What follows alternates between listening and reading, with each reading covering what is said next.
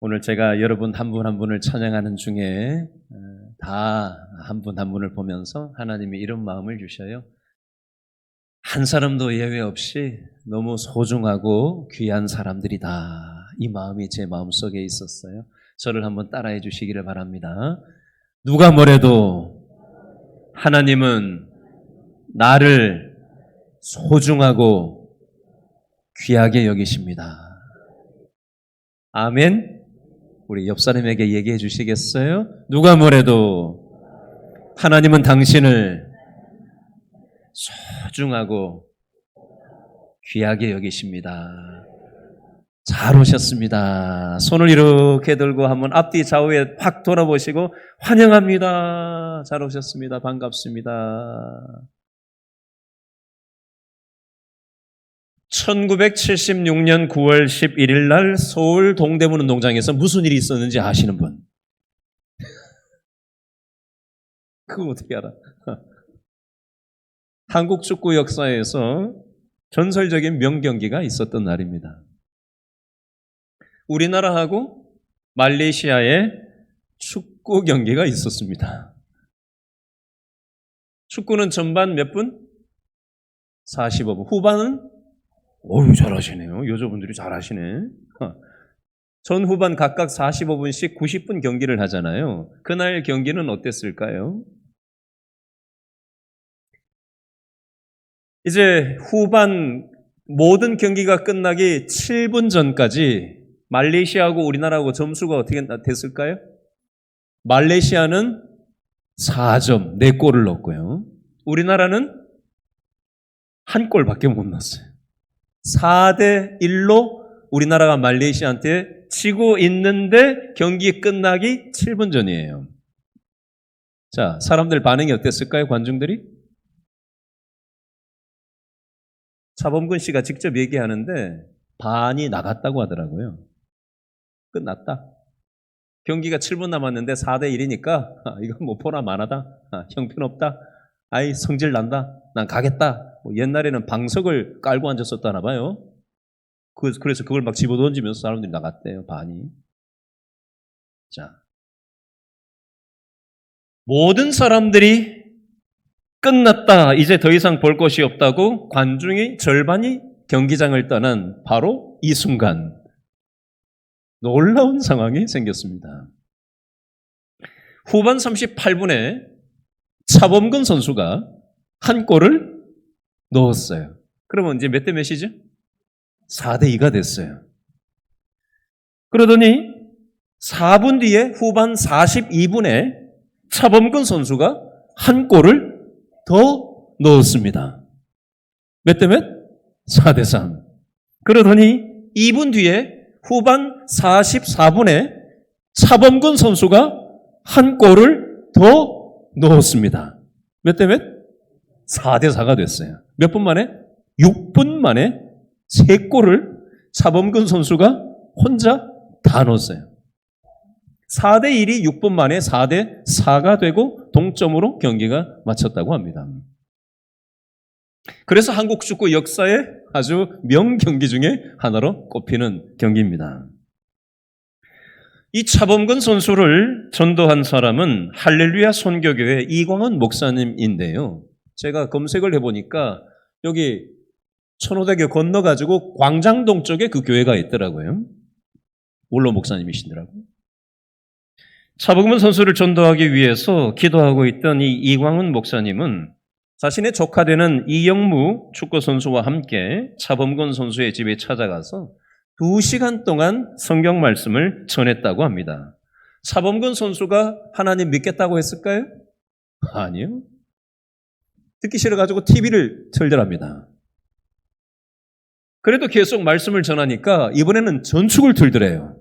그러더니 나 예수 안 믿겠다고 이렇게 하더랍니다. 그래서 돌아섰대요. 그로부터 5개월 뒤에 1977년 10월 달 차범근 선수가 무릎 부상을 축구하다가 생겼는데 선수 생명이 달린 이 수술을 앞에 놓고 있다는 뉴스가 대문짝만하게 그 당시에 나왔었다나 봐요. 그 뉴스를 듣고 이 이광훈 목사님이 자신의 조카 되는 축구 선수 이영무 선수와 함께 차범근 선수 집에 갔대요. 뉴스 보자마자 다음 날. 이번에는 7시간 동안 그 집에 머무르면서 하나님의 말씀을 전했다고 합니다. 그리고 나서 이광훈 목사님이 기도하기 시작하니까 차범근 선수가 말 한마디 한마디에 두 손을 자신의 가슴에 모아쥐고는 아멘, 아멘 짧고 강하게 따라하더랍니다. 큰 소리로 예수님을 구주로 영접할 것을 고백하면서 눈물을 흘리고 회개하는 차범근 씨에게 이광훈 목사님이 질문을 했다고 합니다. 주님께서 무릎을 낫게 해주실 것을 믿으십니까? 그랬더니 차범근 선수가 뭐라고 할게요? 아멘! 이랬대요. 그렇다면 내일 병원에 가지 않으시겠습니까? 수술을 앞두고 있는데 무릎 수술을 하려고 예약을 다 받아놨는데 믿음으로 하나님이 고쳐주실 것을 믿고 병원 가지 않겠냐는 질문이었어요. 차범근 선수가 뭐라고 반응했을까요? 아무 말이 없이 주저하더래요. 그러더니 방에서 바깥으로 뛰쳐나가더랍니다. 한참 뒤에 다시 돌아왔는데 차범근 선수가 이렇게 얘기하더래요. 병원에 가지 않겠습니다. 이광훈 목사님은 차범근 선수의 무릎에 손을 대고 다시 기도하기 시작했답니다. 조금 후에 갑자기 차범근 선수가 이광훈 목사님의 귀청이 찢어질 것만 같은 큰 소리로 기도했대요. 차범근 선수가 이렇게 기도했답니다. 주여, 불이 들어왔습니다. 불이 올라갔습니다. 불이 다 나갔습니다. 주여, 믿습니다. 용서해 주세요. 이렇게 믿음의 기도를 했다고 합니다. 그 다음 주에 차범근 선수는 바로 교회에 등록하고 예배를 드리고 신앙생활이 시작되었다고 합니다. 제가 오늘 말씀을 준비하면서 우리 성도들에게 어떻게 하면 더 알아듣기 쉽게 설명을 할 수 있을까 고민하던 중에 이 차범근 선수의 상황이 보여서 소개를 드렸습니다. 모든 사람이 끝났다고 하는 상황, 그러나 반전될 수 있는 것이 있는 것처럼 선수 생명이 끝날 것만 같은 이 상황 속에 그것이 계기로 해서 오히려 하나님을 믿게 되는 그런 일이 차범근 선수에게 있었다는 것입니다. 자, 오늘 성경에 나오는 다윗은 블레셋의 장군 골리앗을 이기고 이스라엘의 왕이 되었어요. 그리고 명예와 권력과 부를 누리게 되었습니다. 그러던 어느 날 자기 아들 압살롬이 반란을 일으켜서 하루아침에 인생의 밑바닥으로 떨어지게 됐어요. 야반도주하느라고 아무것도 못 챙기고 왕궁에서 맨발로 도망쳐 나왔습니다. 인생 말년에 명예도 돈도 권력도 다 잃어버리고 생명까지 위태로운 인생의 최악의 실패를 경험하게 됐습니다. 여러분, 다윗만 이렇게 인생의 실패를 경험한 게 아니고요. 저와 여러분도 이 땅을 살아가다 보면 이런저런 실패를 경험할 때가 있어요. 저는 목회자이기 때문에 일반 직장 생활을 제가 하는 게 아니잖아요. 그러다 보니까 직장 생활하면서 살아가는 우리 성도들의 그 어려운 면을 저는 직접적으로 경험해 볼 기회가 없습니다. 그래서 어떻게 하면 우리 성도들을 더 이해할 수 있을까 이공리 저공리 하다가 제가 지난주에 우리나라 자영업자들의 요즘 어려운 현실에 대해서 다큐멘터리를 만들어 놓은 게 있길래 이거라도 보면서 좀 우리 성도들의 어려움을 좀 이해해야 되겠다 하고는 제가 봤었어요. 남대문에서 시장 상인들이 얼마나 요즘 자영업을 하면서 어려움을 겪고 있는지, 또 동대문에서 또 미장원을 하면서 두 내외가 미장원 일을 하는데 손님들이 뚝뚝뚝 떨어지고 이게 돌아가지가 않고 원금 이자 갚아나가야 되는 게 감당이 안 되니까 남편이 미용일을 그만두고 화물차를 몰면서 이제 돈을 벌어서 보충을 하고 그렇게 지내더라고요.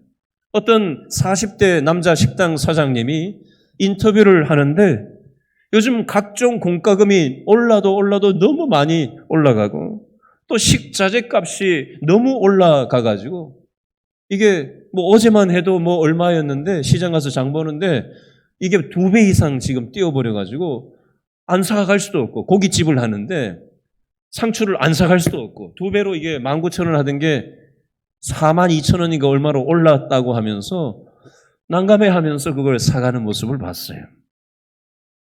그리고 이게 한 달 수입이 얼마고 공과금이 얼마 들어가고 식자재 값이 얼마 들어가고 인건비 주고 남는 게 빤한데 이 대출 이자는 자꾸 많이 올라가고 이게 안 할 수도 없고 할 수도 없고 그런 상황에 대한 어려움을 얘기하면서 카메라 앞에서 울더라고요. 여러분, 우리가 살아가는 이 세상은 이런저런 실패를 때문에 우리가 참 많이 힘겨울 때가 있어요. 우리가 교회 다닌다고 실패를 안 경험하는 게 아니고요. 오늘 성경에 나오는 다윗도 실패를 우리들처럼 경험을 했습니다. 다윗은 이 인생의 실패를 어떻게 해결했을까요? 오늘 말씀을 통해서 3가지 교훈을 살펴보려고 합니다. 자, 첫 번째 교훈입니다. 저를 한번 따라 하시죠. 실패를 새로운 계기로 바꾸어야 합니다. 다윗은 왕으로 살아가다가 아들의 반란 때문에 실패가 찾아왔어요. 한마디로 얘기하면 다윗의 인생은 이제 끝났다라고 여길 만한 상황입니다. 여러분, 다윗은 왕권을 잃어버렸어요. 백성들은 왕권을 잃어버린 다윗 왕을 조롱합니다. 권력을 다 잃어버리고 힘을 잃어버린 왕이 되었어요. 여러분, 청년 때 실패하면은 다시 툭툭 털고 다시 뭔가 새롭게 해볼 수 있지만, 그렇죠? 이게 청년의 때에 젊었을 때 20, 30대에 실패하고 재기하는 이런 차원이 아니라 다윗의 지금 나이는 청년의 나이가 아니거든요. 중년도 넘어섰어요. 다윗의 현재 나이는 노년입니다. 노년에 무언가 시도했다가 실패를 해버리면 이게 뭔가 새롭게 재기한다는 게 이게 젊을 때하고는 또 다른 차원이란 말이에요. 지금 다윗이 노년에 실패를 당했어요. 권력도 잃고 돈도 잃고 사람도 잃고 백성들은 조롱을 하고 먹을 것도 없고 야반도주하고 그러고 지내고 있는 상황인 거예요. 다윗의 이 상황을 오늘 성경에서는 뭐라고 묘사를 하냐면요. 오늘 읽지는 않았습니다만 사무엘하 17장 27절, 28절, 29절을 보시겠어요? 사무엘하 17장 27, 28, 29. 27절에 보니까 세 사람이 나와요. 누가 나오죠? 27절 둘째 줄 끝에 소비, 셋째 줄에 마길, 27절 넷째 줄에 바르실레라는 이 세 사람이 야반도주해서 먹을 것이 없어서 죽을 고생을 하고 있는 다윗과 다윗의 일행을 향해서 17장 28절에 보니까 무엇을 주고 있죠? 28절 침상, 대야, 질그릇, 밀, 보리, 밀가루, 볶음곡식, 콩, 팥, 볶은 녹두, 꿀, 버터, 양과 치즈를 가져다가 다윗과 그와 함께한 백성에게 어떻게 했어요? 먹을 수 있게 해주었고 이는 그들 생각에 백성이 들에서 시장하고 고나고 목마르겠다 함이더라. 왕이 야반도주해서 먹을 것도 안 챙기고 못 챙기고 도망 나와서 이렇게 어려움을 처해진 걸 보고는 28절에 침상, 잠자리를 마련해주고 먹을 것들을 공급해주는 27절에 소비와 마길과 바르실레의 모습이 나와 있습니다. 무슨 얘기예요? 다윗이 권력도 돈도 힘도 잃어버리고 실패에 빠져서 먹을 것도 없이 아주 노년에 아주 힘든 실패에 빠져 있음을 알 수가 있습니다. 자, 이때 이런 상황을 우리가 만났다고 한번 생각해 보세요. 저와 여러분이 이 상황이라고 한번 생각해 보시라고요. 어떻게 하시겠어요? 나 이제 끝났다. 내 인생 이제 끝났다. 이렇게 생각하기 딱 쉽거든요. 그런데 다윗이 어떻게 태도를 취하는지 한번 보겠습니다. 오늘 본문 사무엘하 18장 1절 말씀 다 같이 시작. 이에 다윗이 그와 함께한 백성을 찾아가서 천부장과 백부장을 그들 위에 세우고 다윗이 뭘 했어요? 세웠다라고 되어 있습니다. 다윗은 포기하지 않고 새로운 시도를 하고 있음을 볼 수가 있습니다. 다윗은 군사 조직을 만듭니다. 그리고 2절 말씀에 보니까 나도 반드시 너희와 함께 싸울 터이니 나가서 함께 싸우자라고 하면서 새로운 조직을 만들고 새롭게 시도를 하고 있는 모습이 나오고 있습니다. 자, 이 내용을 보면서 원리 하나를 좀 가져왔으면 좋겠는데요. 저를 한번 따라하시죠. 실패가 왔을 때 독약으로 여기지 말고 보약으로 받아야 합니다. 많은 사람들이 실패가 왔을 때 나 끝났다. 이건 재앙이다. 독약이다. 이렇게 여기고 패배의식에 빠지고 도망가는 인생을 태도를 취하는 경우가 많습니다. 그러나 다윗은 이 실패 상황 앞에서 이것을 발판으로 삼고 오히려 기회로 삼고 이건 독이 아니라 내 인생의 오히려 보약이다. 내 인생의 재료다라고 여기는 태도를 가졌다라는 것입니다. 여러분, 다윗이 절대 왕정의 이스라엘의 왕으로 잘 나가다가 실패한 이유가 무엇이었을까요? 이런저런 이유를 우리는 성경 말씀 사무엘 상하를 통해서 그동안 계속해서 설교를 통해서 이런 이유 때문에 저런 이유 때문에 이것 때문에 저것 때문에 이유를 여러 가지 될 수 있겠습니다만 가장 근본적인 이유를 한번 정리해 보겠습니다. 저를 한번 따라하시죠. 다윗의 실패 원인은 하나님의 은혜를 잃어버렸기 때문이다. 여러분, 다윗이 왕이 되기 전에 얼마나 하나님 중심이었어요. 그러나 다윗이 돈이 생기고 힘이 생기고 절대 권력을 갖고 나니까 다윗이 하나님을 1순위로 여기지 않고 하나님을 2순위, 3순위로 생각하는 하나님의 은혜를 가볍게 여기는 마음이 다윗의 마음속에 들어오게 됐습니다. 여러분, 우리 인생에 실패라는 결과가 왔다라면, 그죠? 결과는 원인이라는 게 있잖아요. 그렇죠? 내가 실패한 결과에 대해서 원인을 찾을 때, 원인 분석을 할 때 많은 사람들이 어떻게 원인을 찾냐면요. 누구 때문이라고 보통 얘기를 많이 합니다. 저 사람 때문이다. 이것 때문이다. 저것 때문이다. 자기는 쏙 빼놓고. 여러분, 내 인생의 결과가 실패라는 결과가 왔는데 나는 쏙 빼놓고 누구 때문이다, 뭐 때문이다라고 나는 쏙 빠지는 그런 바보 같은 원인 분석이 어디 있어요? 내 인생의 결과가 실패가 뭐든지 왔다면 내 인생의 실패라는 결과에는 나를 빼놓고는 생각을 할 수가 없는 겁니다.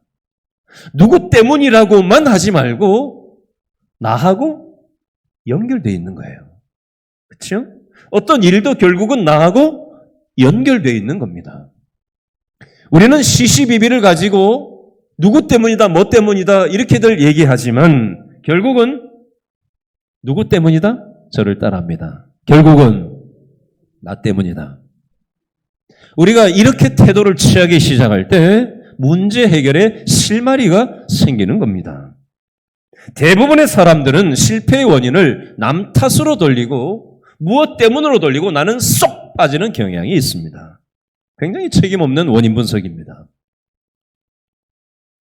다윗은 이런 실패 상황 속에서 자신의 실패의 원인을 철저하게 분석을 했어요.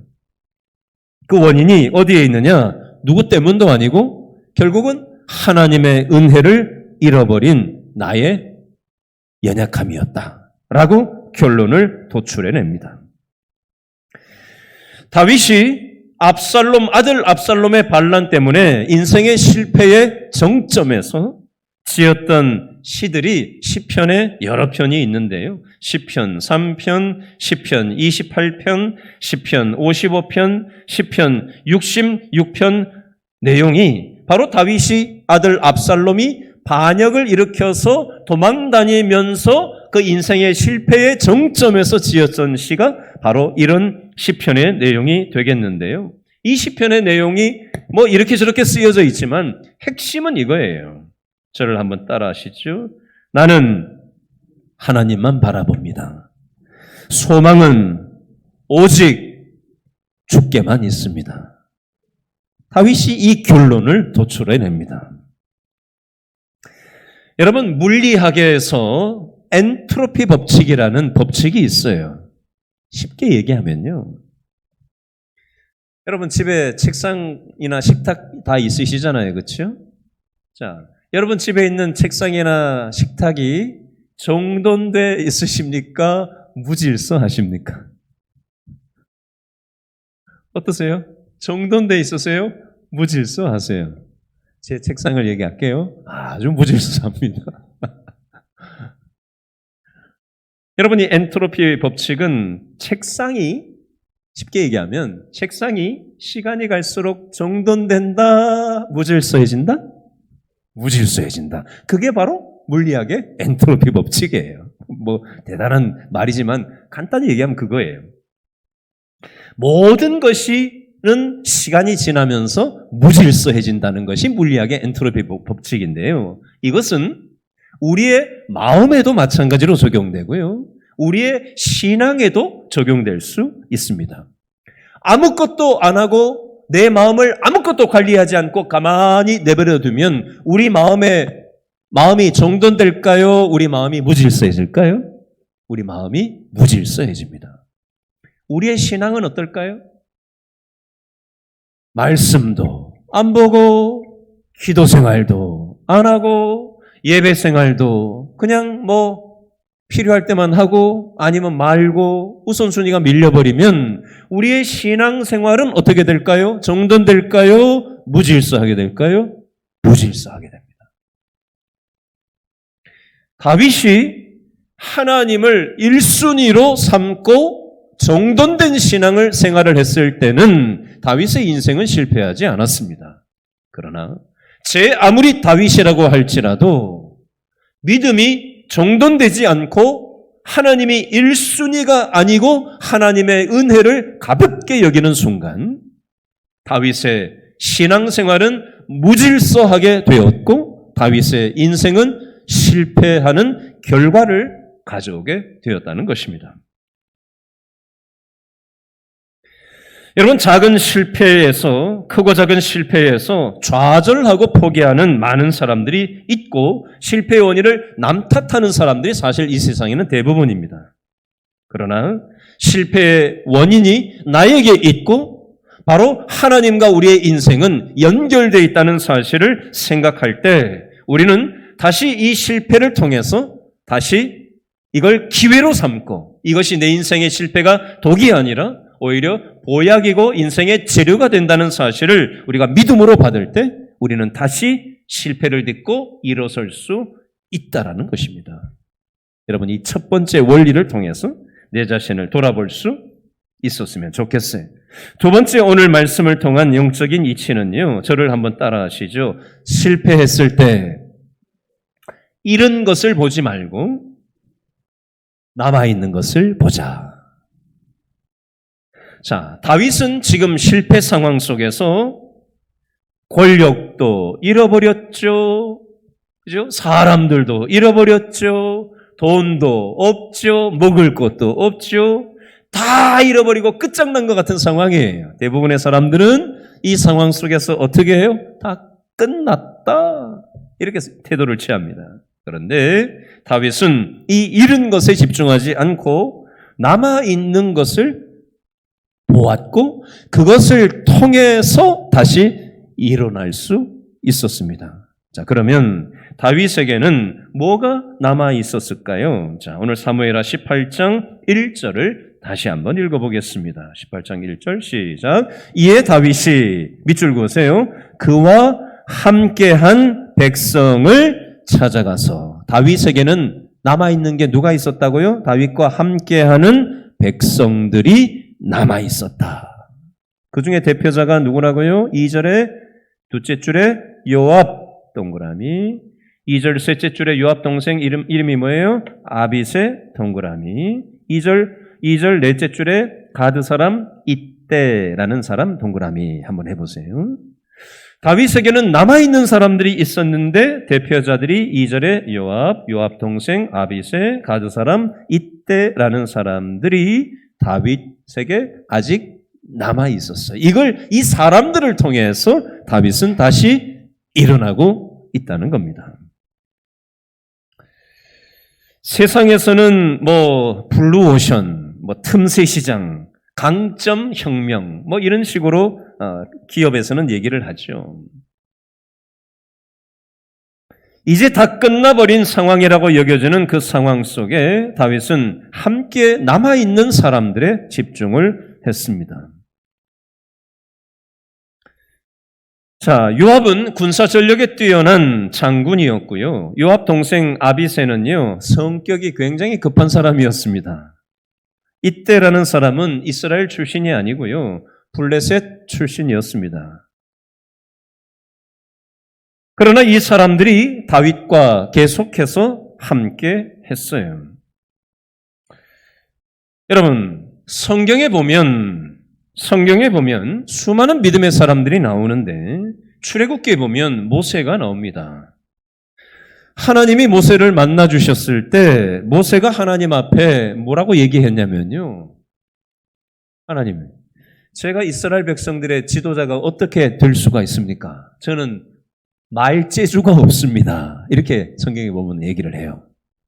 모세가 뭘 본 거예요?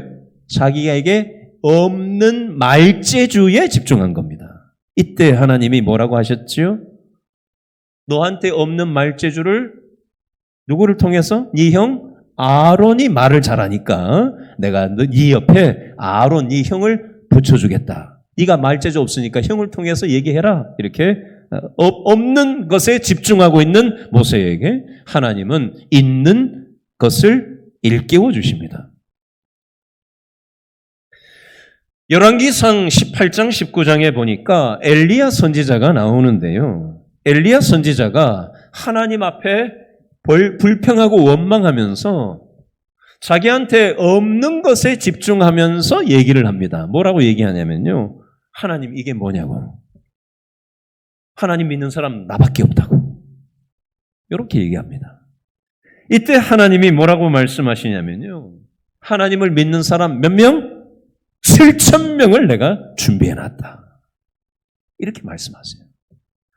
믿음 좋은 이 엄청난 믿음의 사람 엘리야 선지자조차 나밖에 안 남았다고, 나만 남았다고 없는 것에 집중을 합니다. 그러나 하나님은 7,000명을 내가 준비해놨다. 말씀하시는 거예요. 여러분, 신약 성경에 보면 바울이 나오는데요. 바울이 전도 활동하다가 감옥에 붙들려서 수감돼 있었어요. 나이도 많고요. 질병도 있고요. 차가운 온돌도 안 되는 감옥에 수감돼 있었어요. 다 끝난 것 같았어요.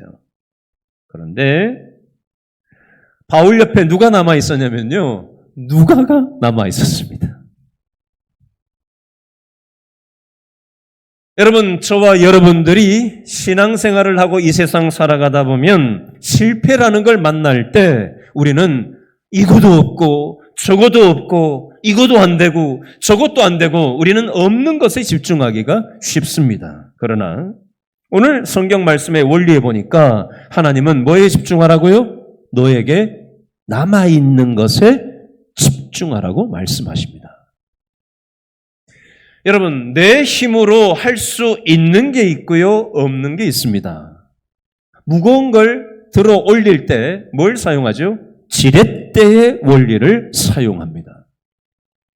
지렛대를 사용하면 내 힘으로 사용할 수 있는 최고치보다 지렛대를 활용하면 훨씬 더 힘을 받게 할 수가 있는 여러 가지 장치들이 많이 나와 있죠.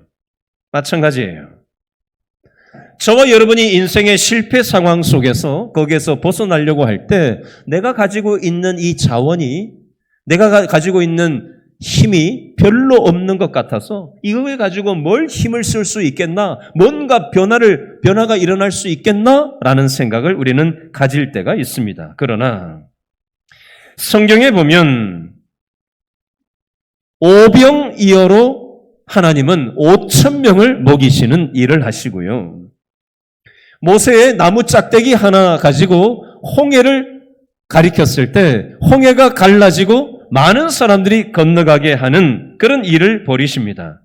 블레셋 장군 골리앗 앞에서 물맷돌을 가지고 다윗이 골리앗을 맞서는 장면이 있습니다. 그 별것 아닌 물맷돌, 별것 아닌 오병이어, 별것 아닌 나무 짝대기. 하나님께서 지렛대가 되어주시면 하나님의 역사가 나타날 수 있다라는 것입니다. 저와 여러분도 마찬가지예요. 혹시 어떤 실패를 만나서 이것도 없고 저것도 없고 아무것도 할 수 없다고 다 끝났다고 혹시 여기십니까? 그러나 하나님은 오늘 말씀의 원리를 통해서 너에게 있는 것을 보아라. 그것을 내가 너의 인생에 지렛대로 사용해서 믿음의 역사를 나타나게 할 것이다. 우리에게 말씀하고 있습니다. 이 원리를 여러분 붙잡으실 수 있기를 바랍니다. 세 번째는요, 저를 따라 하시죠. 실패했을 때 실패를 벽으로 생각하지 말고 문으로 생각해야 됩니다. 자, 실패가 왔을 때 벽으로 생각하는 사람들은 아무것도 시도를 하지 못하고 벽에 막혀가지고 거기에서 포기를 하고 맙니다. 그런데 다윗은 이 실패 상황 속에서 벽으로 생각하고 포기하지 않고 문으로 생각하고 믿음의 액션을 취하고 행동으로 믿음으로 옮기는 장면이 나오는데 근거가 사무엘하 18장 4절 말씀 셋째 줄 넷째 줄에 나옵니다. 사무엘하 18장 4절 셋째 줄 넷째 줄 모든 백성이 시작 모든 백성이 100명씩 1000명씩 대를 지어 나가는지라. 밑줄 그으세요. 누가? 모든 백성이 어떻게 했어요? 나가는지라. 모든 사람이 믿음으로 함께 움직였더니 하나님께서 믿음의 역사가 나타나게 하셨다라는 표현이 되겠습니다. 예를 들어 보겠습니다. 여러분, 교회는 유람선일까요? 군함일까요? 여러분, 유람선은 뭐가 유람선이죠? 유람선에는 대부분의 사람들이 누가 유람선에 탑니까? 관광을 하려고 사람들이 돈을 지불하고 타가지고, 그죠? 호화 유람선에 타서 사람들이 막 수영장도 있고 게임도 하고 뭐 노래도 부르고 춤도 추고 다양한 프로그램들을 크루즈선 타가지고 전 세계 여행하면서 유람선에 타가지고 막 신나게 즐기는, 그죠? 유람선이라는 그런 거잖아요. 대부분의 사람들은 즐기기 위해서 유람선을 탑니다. 그런데 유람선을 움직이는 사람들은 소수입니까? 다수입니까? 소수예요. 누구죠? 선장과 선원들이 유람선을 작동을 시키는 겁니다. 그렇죠? 여러분, 군함은 뭡니까? 군함에는 누가 타죠? 군사들이 탑니다. 군사들이 군함에 타가지고 놀고 먹는 거 봤어요? 어떻게 하죠? 전투태세를 갖추고 긴장하고 모든 군함에 탄 사람들이 일사불란하게 한 방향으로 움직입니다. 그래서 목적한 바를 이루지요. 여러분, 교회가 만약에 유람선과 같다라고 인식을 하면 교회가 어떻게 될까요? 소수의 목회자와 소수의 사람들만 앞장서서 봉사를 하고 이끌고요. 대부분의 성도들은 만약에 뒷짐을 지고 관중석에 있는 구경꾼들처럼 잘하면 박수를 쳐주고 못하면 우 야유를 퍼붓는 것처럼 목회자들이나 몇몇 사람들이 잘하면 박수를 쳐주고 못하면 야유를 퍼붓는 이런 방식으로 교회가 운영된다면 교회는 건강해질 수가 없습니다. 그건 유람선이에요. 성경은 모든 성도는 선수가 되어야 한다고 얘기합니다. 모든 성도들이 선수가 되어서 운동 경기에서 전원이 뛰어야 그것을 통해서 아름다운 건강한 교회 공동체로 세워질 수가 있습니다. 그러나 성도들이 뒷짐을 지고 구경만 하고 몇몇 사람들만 앞장선다면 이 교회 공동체는 군함이 아닌 유람선과 같이 되고 교회 공동체는 결코 건강해질 수 없다라는 것입니다. 오늘 사무엘하 18장 4절 말씀에 모든 백성이 다 전쟁에 나갔다라고 되어져 있습니다. 하나님은 저와 여러분들을 영적인 군사로 부르셨습니다. 2024년이 이제 한 달 앞으로 돌아왔습니다. 이제 2023년이 한 달밖에 안 남았어요. 한 달 지나면 이제 2024년이 될 거예요. 여러분, 우리 길신교회 공동체가 건강한 공동체가 되기 위해서 어떻게 해야 될까요? 여러분, 저와 여러분의 가정이 건강해지기 위해서 어떻게 해야 될까요? 저와 여러분의 직장 생활이 건강하게 성장하기 위해서 어떻게 해야 될까요? 몇몇 사람만 열심히 하고 다 뒤에서 나몰라라 하면 그것은 교회도 우리의 가정 공동체도 우리의 직장도 결코 건강해질 수 없다라는 것입니다. 저를 한번 따라 하시죠. 하나님은 나를 영적인 군사로 부르셨다. 하나님이 나에게 주신 은사가 있어요. 그 은사를 통해서 교회에서 함께 협력하고 우리의 가정으로 들어가서 하나님이 기뻐하시는 가정을 함께 세워가고 하나님이 우리에게 맡기신 일터에서 하나님이 기뻐하시는 믿음의 사람으로서 내가 직장 생활을 하려고 우리가 기도하고 힘쓸 때 하나님께서 기뻐하시는 건강한 교회, 건강한 가정, 건강한 직장이 될 수 있다라는 사실입니다. 이 사실을 기억하시고 여러분들 하나님께서 기뻐하시는 것이 무엇인지 가만히 생각해 보시고 하나님께 순종하는 저와 여러분 다 될 수 있기를 바랍니다. 기도하겠습니다.